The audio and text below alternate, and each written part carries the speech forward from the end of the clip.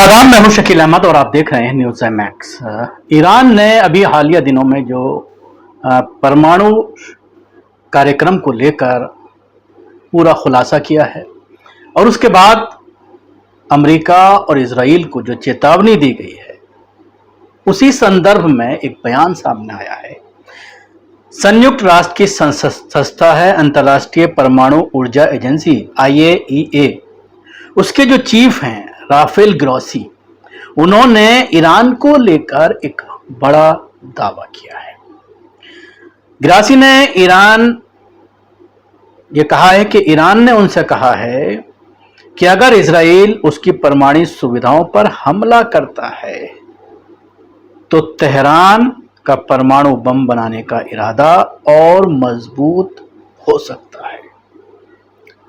ये एक बड़ा दावा है। इंटरनेशनल एजेंसी जो है अंतर्राष्ट्रीय परमाणु ऊर्जा एजेंसी, जो संयुक्त राष्ट्र की एक संस्था है, उसके जरिए जो ये दावा किया गया है, ये इसके कई माना सामने आते हैं। और उसके बाद, इस बयान के बाद, इस दावे के बाद समझाने में लग गया है अमेरिका अपने मित्र इजराइल को कि वो ईरान पर हमला ना करे।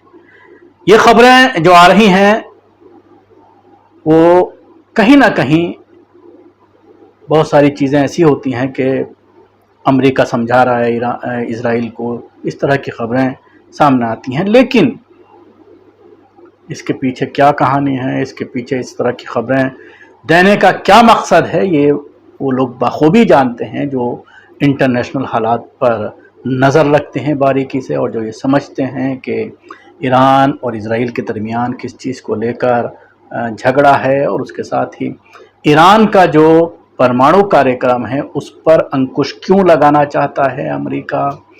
इजराइल को बचाने की पूरी कोशिश की जा रही है अमेरिका के ज़रिए, लेकिन ये खबर देना कि इजराइल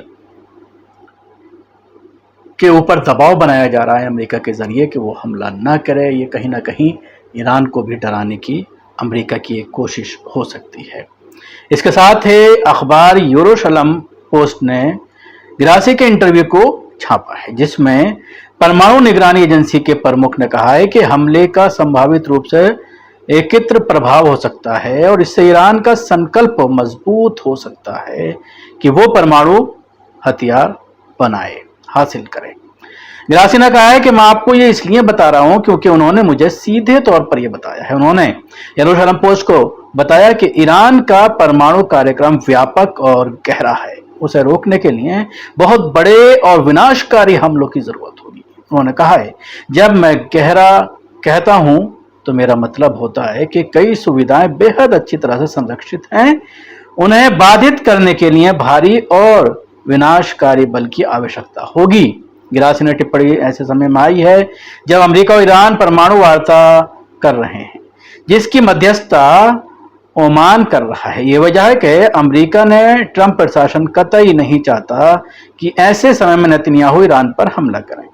पिछले सप्ताह भी अमेरिकी राष्ट्रपति डोनाल्ड ट्रंप ने बताया था कि उन्होंने इजरायली प्रधानमंत्री बेंजामिन नेतन्याहू को चेतावनी दी थी कि वे ऐसी कार्रवाई ना करें जो ईरान के साथ परमाणु वार्ता को बाधित कर सकती है। ट्रंप ने ओवल ऑफिस में कहा है कि मैंने उनसे यानी नेतन्याहू से कहा है कि अभी ऐसा करना ठीक नहीं होगा क्योंकि हम अब समाधान के बहुत करीब हैं, ये किसी भी समय बदल सकता है।